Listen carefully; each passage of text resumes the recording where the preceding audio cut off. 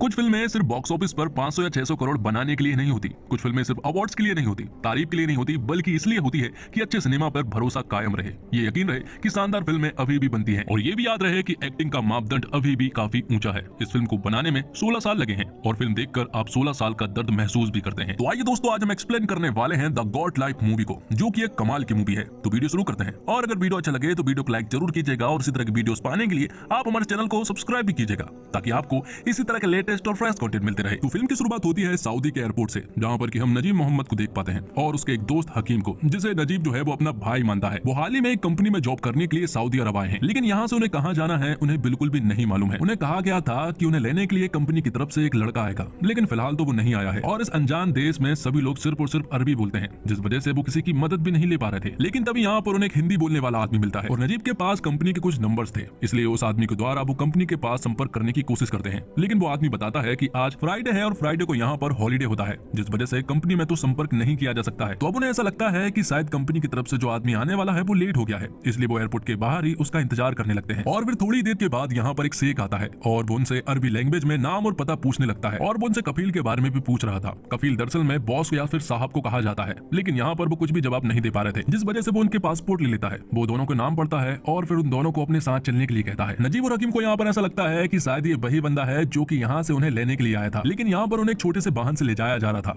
हकीम नजीब से कहता है कि हमें तो कहा गया था कि कंपनी से हमें एसी बस के द्वारा ले जाया जाएगा, लेकिन फिर भी वो अपने सफर को जारी रखते हैं और फिर बहुत देर के बाद वो एक जगह पर पहुंचते हैं। अरबी लैंग्वेज ना आने के कारण और कफील को हिंदी ना समझ पाने के कारण भाषाओं का संपर्क नहीं हो पा रहा था, लेकिन नजीब और हकीम समझ चुके थे कि वो शायद गलत जगह पर आए हैं। जिसके बाद कफील जो है वो यहाँ पर हकीम को अपने साथ जबरदस्ती ले जाने लगता है। नजीब उसे रोकने की कोशिश करता है, लेकिन यहाँ से वो लोग हकीम को ले जा लेते हैं। थोड़ी देर के बाद वो नजीब को अपने साथ ले जा लेते हैं और उसे एक दूसरे जगह पर लाकर छोड़ देते हैं। नजीब उन्हें हिंदी में समझाने की काफी कोशिश करता है, लेकिन वो लोग हिंदी नहीं समझ पा रहे थे, इसलिए यहाँ पर नजीब पूरी तरह से उदास हो चुका था। जिसके बाद वो अपने फ्लैशबैक के सीन को याद करता है, जहाँ पर कि हम देखते हैं कि नजीब जो है वो मजदूरी का काम करता है और उसे हाल ही में एक बात मालूम चली है कि विदेश जाने के लिए वीजा अवेलेबल हो रहे हैं और वहां जाकर बहुत सारा पैसा कमाया जा सकता है। वीजा और पासपोर्ट बनवाने के लिए 30,000 रुपए की जरूरत थी और वो यहाँ पर अपने वाइफ के गहने जो है वो गिरवी रख देता है। बाद में हमें मालूम चलता है कि नजीब की वाइफ जो है वो प्रेग्नेंट है और वो अपनी वाइफ से बहुत प्यार करता है। जिसके बाद सीन प्रेजेंट में आता है, जहाँ पर कि नजीब देखता है कि यहीं पर एक आदमी और काम करता है और वो भेड़ और ऊंट को संभालता है और यहीं पर रहकर इसी तरह से वो कफील की सेवा भी करता है। अब नजीब जो है वो कफील को भेड़ का दूध पिलाने के लिए जाता है और यहाँ नजीब उन्हें समझाने की कोशिश करता है कि वो कंपनी के लिए यहाँ पर काम करने के लिए आया था, उसे यहाँ पर गलती से लेकर आ गए हैं, लेकिन वो लोग उसकी बिल्कुल भी बात नहीं सुन पाते हैं क्योंकि उन्हें हिंदी समझ नहीं आती है। इसलिए नजीब हिंदी बोलकर सिर्फ और सिर्फ अपना टाइम वेस्ट कर रहा है। नजीब पूरी तरह से परेशान हो चुका था और फिर थोड़ी देर के बाद कफील जो है वो नजीब को खाना खाने के लिए बुलाता है। कफील उसे एक मोटी सी रोटी खिलाता है जो कि आधी कच्ची थी, लेकिन यहाँ पर नजीब जो है वो रोटी खा लेता है क्योंकि उसे भूख भी लगी थी। जिसके बाद वो उसी आदमी के पास जाता है जो कि भीड़ संभालता है। नजीब उससे मेन रोड के बारे में पूछता है। हमें मालूम चलता है कि ये बूढ़ा आदमी दरअसल में श्रीलंका से है और वो भी यहीं पर फंस चुका है, लेकिन ये बात नजीब को नहीं मालूम है। वो श्रीलंकाई लैंग्वेज में बताता है कि मेन रोड यहाँ से बहुत ज्यादा दूर है। और फिर फ्लैशबैक का एक और सीन दिखाया जाता है, जहाँ पर कि नजीब अपनी वाइफ से विदेश जाने की बात कर रहा होता है। वो कहता है कि विदेश जाकर वो बहुत सारा पैसा कमाएगा। कुछ दिनों के बाद वो विदेश जाने के लिए रेडी भी हो जाता है और यहाँ पर उसे हकीम मिलता है और उसकी माँ उसका ख्याल रखने के लिए कहती है। वो कहता है कि जैसे वो वहाँ पहुंचेगा तो सबसे पहले उसे कॉल करेगा। प्रेजेंट में नजीब जो है वो कफील को समझाने की काफी कोशिश करता है कि उसे यहाँ पर नहीं रहना है, उसे यहाँ से जाना है, लेकिन कफील के लिए तो ये बदतमीजी है, इसलिए कफील यहाँ पर नजीब को पूरी तरह से मारने लगता है, जिस वजह से यहाँ पर नजीब जो है वो इंजर्ड हो जाता है। तो अब धीरे धीरे करके समय बीतने लगता है और फिर एक दिन नजीब को मालूम चलता है कि जो आदमी भीड़ संभालता था अब वो यहाँ पर उपलब्ध नहीं है, इसलिए अब वो सारे काम जो है वो नजीब को ही करने पड़ेंगे। और इन सब में सबसे बड़ा काम था भीड़ से दूध निकालने का, जो कि उससे बिल्कुल भी नहीं हो पा रहा था। जिसके बाद वो भीड़ को चराने के लिए ले जाता है, लेकिन यहाँ पर नजीब को एक बात समझ नहीं आ रही थी कि आखिर जो बूढ़ा आदमी था वो कहाँ पर गया है। तो अब सारे काम जो है वो नजीब करने लगा था। बूढ़ा आदमी जो काम करता था वो सारे काम जो है वो नजीब करने लगा था। और फिर कुछ समय बीतने के बाद नजीब की नजर पड़ती है शीशे पर और शीशे को देखकर उसे मालूम चलता है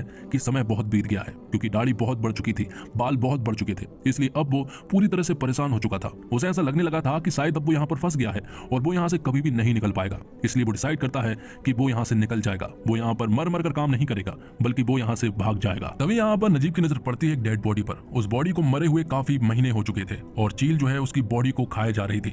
यहाँ नजीब को मालूम चलता है कि ये वही बूढ़ा आदमी है जो कि उनके यहाँ पर काम करता था, लेकिन तभी यहाँ पर अब वो डिसाइड करता है कि वो यहाँ से भाग जाएगा। वो दौड़ लगाना शुरू करता है, लेकिन साथ ही कफील ने उसे देख लिया था, जिस वजह से वो उसके ऊपर गोलियां चलाकर उसे रोकते हैं और यहाँ पर उसे बहुत मार कर उसकी एक टांग भी तोड़ देते हैं। नजीब को यहाँ पर इस तरह से मारा जाता है कि वो ठीक से चलने के लायक भी नहीं बचा था। इसी तरह से बहुत सारा समय बीत जाता है और अब तो उसकी आदत बन चुकी थी। और फिर एक दिन बहुत बारिश होती है, जिस वजह से नजीब जो है वो अपनी सारी भेड़ों वालों को लेकर कुछ पहाड़ों के बीच में पहुंच जाता है और फिर यहाँ से निकलने के बाद उसकी मुलाकात होती है अपने छोटे भाई हकीम से। नजीब उसे देखकर पूरी तरह से इमोशनल हो जाता है क्योंकि उसे विश्वास नहीं हो रहा था कि हकीम अभी भी जिंदा है। लेकिन हकीम की हालत देखकर नजीब को यहाँ पर रोना आ जाता है और वो उसे कहता है कि हमने अपनी जिंदगी खराब कर ली और अब जिंदगी भर हमें यहीं पर रहना पड़ेगा। और फिर थोड़ी देर के बाद हकीम का कफील आ जाता है जिस वजह से हकीम को यहाँ से जाना पड़ता है। अगले दिन फिर से नजीब जो है वो कुछ ऊंट को लेकर निकलता है। तभी हकीम जो है वो नजीब के लिए एक लेटर छोड़ता है और यहाँ पर नजीब जो है वो उस लेटर को पढ़ता है। हकीम ने उसमें लिखा था कि भाई मुझे आपसे मिलकर बहुत खुशी हुई, लेकिन ये बात कफील को मालूम चल चुकी थी जिस वजह से कफील ने उसे बहुत मारा। लेकिन मुझे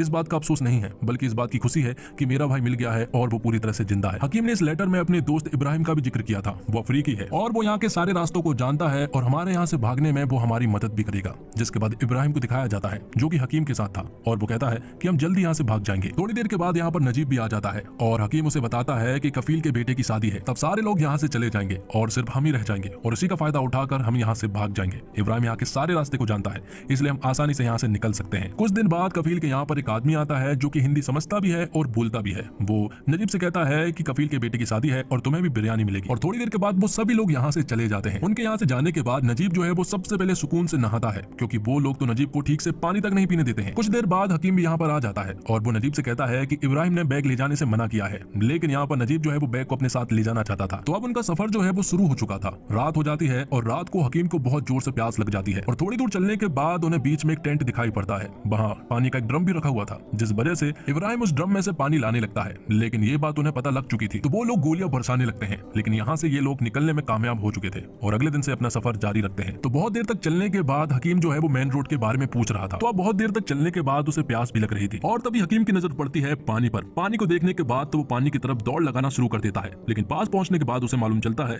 कि ये पानी नहीं बल्कि मिराज है जो कि डिजर्ट में अक्सर देखा जाता है कि होती रेत है पर लगता पानी। कुछ देर बाद रेत के अंदर से ढेर सारे जहरीले सांप निकलते हैं और वो एक या दो नहीं बल्कि बहुत सारे थे। इब्राहिम यहाँ पर नजीब को एक जगह पर खड़े रहने के लिए कहता है और वो सारे सांप जो है वो नजीब के ऊपर से निकल कर जा रहे थे। पल भर के लिए तो नजीब को हद से ज्यादा डर लगा था, पर अब नजीब जो है वो ठीक से चल नहीं पा रहा था क्योंकि नजीब के पैर में छाले पड़ चुके थे। तब यहाँ पर इब्राहिम जो है वो अपनी जैकेट निकाल कर उसके पैर में बांध देता है जिससे नजीब को थोड़ी सी राहत मिलती है और फिर बाद में वो अपना सफर फिर से जारी रखते हैं। लेकिन हकीम की हालत पानी ना मिलने की वजह से बिगड़ती जा रही थी। किसी भी हालत में उसे पानी चाहिए था तो हकीम जो है वो चलने में पूरी तरह से असमर्थ था। इसलिए इब्राहिम जो है वो हकीम को अपने कंधे पर उठा लेता है। उसे बहुत जोर से प्यास भी लगी थी इसलिए इब्राहिम जो है वो यहाँ पर हकीम को अपना पसीना पिलाता है। और तभी रास्ते में हकीम की नजर पड़ती है कुछ बिल्डिंग्स पर। उसे ऐसा लगता है कि हम हमारी मंजिल की बहुत नजदीक है। उन बिल्डिंग्स को देखकर हकीम जो है वो पूरी तरह से खुश हो गया था और उन बिल्डिंग्स की तरफ यहाँ पर हकीम जो है वो दौड़ लगाना शुरू कर देता है। लेकिन ये सिर्फ और सिर्फ हकीम का वहम था और दौड़ते दौड़ते उसकी तबीयत और ज्यादा बिगड़ जाती है। उसके मुंह से खून निकलने लगता है और यहीं पर उसकी डेथ हो जाती है। और हकीम को इस तरह से मरता देख नजीब को बहुत ज्यादा बुरा लगता है क्योंकि वो हकीम को अपना भाई मानता था। थोड़ी देर के बाद यहाँ पर एक बहुत बड़ा तूफान आता है और ये लोग उस तूफान की चपेट में भी आ जाते हैं। लेकिन जैसे तैसे ये लोग उस तूफान से बच जाते हैं। वो दोनों तूफान से बच तो गए थे लेकिन हालत अब इतनी ज्यादा बुरी थी कि 2 कदम तक नहीं चले जा रहे थे। हालात अब बद से बदतर हो चुके थे और तभी यहाँ पर उन दोनों की नजर पड़ती है कुछ हरियाली पर और वो यहाँ पर भगवान से प्रे करते हैं कि यहाँ पर पानी जरूर होना चाहिए। वो जैसे ही उस हरियाली के नजदीक जाते हैं तो वहाँ उन्हें पानी मिल जाता है। पानी देखने के बाद उनकी आंखें तो ऐसी चमक रही थी जैसे अंधी आंखों ने रोशनी देख ली हो। वो तुरंत ही पानी के पास पहुंचते हैं और बहुत सारा पानी पीकर कुछ देर वही टाइम बिताते हैं। और इब्राहिम को यहाँ पर एक बोतल भी मिल गई थी जिससे उसने वो बोतल भी भर ली थी। तो अब ये लोग अपना सफर फिर से जारी रखते हैं। लेकिन हद हो चुकी थी, ना तो ये लोग सिटी के पास पहुंच पा रहे थे और ना ही मेन रोड के पास। और जब अगले दिन की सुबह होती है और नजीब की आंख खुलती है तो वो अपने आसपास इब्राहिम को नहीं पाता है। उसे समझ नहीं आया कि आखिर इब्राहिम कहाँ गया। और इब्राहिम ने जो पानी की बोतल भरी थी वो पानी की बोतल भी उसने नजीब के लिए छोड़ दी थी। तो अब नजीब अकेले ही अपना सफर जारी रखता है। बीच रास्ते में उसे बहुत जोर से प्यास लगाती है जिस वजह से वो यहाँ पर अपना पानी पी लेता है और पानी अब पूरी तरह से खत्म हो चुका था। मतलब कि अब यहाँ पर नजीब की भी मौत हो सकती है। लेकिन तभी अचानक से नजीब जो है वो बेहोश हो जाता है और जो पानी की बोतल थी वो मेन रोड पर चली जाती है जिससे कि हमें मालूम चलता है कि नजीब जो है वो मेन रोड तक पहुंच चुका है। वो यहाँ पर सभी से लिफ्ट लेने की कोशिश करता है लेकिन उसे कोई भी लिफ्ट नहीं देना चाहता है। थोड़ी देर के बाद यहाँ से एक कार निकल कर जाती है और वो भी ऑलमोस्ट सामने से निकल ही गई थी। लेकिन तभी वो पीछे आती है और उसमें से एक आदमी निकलता है जो कि काफी भला आदमी था। वो यहाँ पर नजीब को अपनी कार में बिठालता है और वो उससे कहता है कि चिंता मत करो, उसे कुछ नहीं होगा और वो उसे पानी भी पिलाता है। तो पानी पीकर नजीब जो है वो पूरी तरह से सो गया था। जैसे उसकी आंख खुली तो वो सिटी में पहुंच चुका था। यहाँ पर वो भला आदमी उसे अपनी कार से उतारता है और यहाँ पर नजीब जो है वो उसे धन्यवाद कहता है। तो नजीब सिटी में तो पहुंच चुका था लेकिन उसकी हालत भिखारियों वाली थी और वो कहीं पर भी मदद लेने के लिए नहीं पहुंच पा रहा था। लेकिन तभी कुछ फाउंडेशन वाले यहाँ आते हैं और नजीब को अपने साथ ले जाते हैं। वो उसे ठीक तरह से से तैयार करते हैं, उसके बाल कटाते हैं और उसे पूरी तरह से इंसान बना देते हैं। बाद में वो उसके घर वालों से कांटेक्ट करते हैं। जैसे तैसे उसने नंबर बताया था तो लोगों ने नजीब के घर में कांटेक्ट कर लिया था। यहाँ पर नजीब जब अपनी फैमिली वालों से बात करता है तो उसके आंखों से आंसू आ जाते हैं, क्योंकि इतने साल वो अपने फैमिली वालों से दूर रहा और अचानक से जब उसने अपने घर वालों की बात सुनी तो उसको रोना आ गया। वो अपने घर वालों से कहता है कि वो जल्द ही घर आएगा, लेकिन उससे पहले यहाँ पर नजीब का वेरिफिकेशन होता है। दरअसल में पुलिस वाले चेक कर रहे थे कि नजीब का कोई क्रिमिनल रिकॉर्ड तो नहीं है। जिसके बाद जब नजीब पुलिस स्टेशन में था तब यहाँ पर नजीब की नजर पड़ती है यहाँ पर लगी कुछ तस्वीरों पर, और उन्हीं में से एक तस्वीर जो है वो इब्राहिम की थी और वो लापता वाले बोर्ड पर थी। जिसके बाद इस जेल में ही बहुत सारे कफील आते हैं। वो बारी बारी से आ रहे थे। यहीं पर एक आदमी था, वो यहाँ पर लोगों को बता रहा था कि अगर इन कफीलों ने तुम्हें पहचान लिया तो वो तुम्हें मार मार के यहाँ से लेकर जाएंगे और ले जाकर तुम्हें उस जगह पर पटक देंगे जहाँ से तुम भागे थे। थोड़ी देर के बाद जेल में और भी कफील आते हैं और वो अपने लोगों को पहचानना शुरू करते हैं, और तभी यहाँ पर नजीब की नजर पड़ती है अपने कफील पर। नजीब उसे देखकर छिपने लगता है। वो उसे देखकर पूरी तरह से डर चुका था। वो कफील जो है वो नजीब के पास आ जाता है। उसने उसे पहचान लिया था और अब वो उसे बुरी तरह से मारकर वापस ले जाने के लिए भी कहने लगा था। लेकिन हमें मालूम चलता है कि दरअसल में नजीब जो है वो ये सब कुछ सपना देख रहा था, लेकिन डर वो हकीकत में रहा था, क्योंकि उसने यहाँ पर अपने कफील को देख लिया था।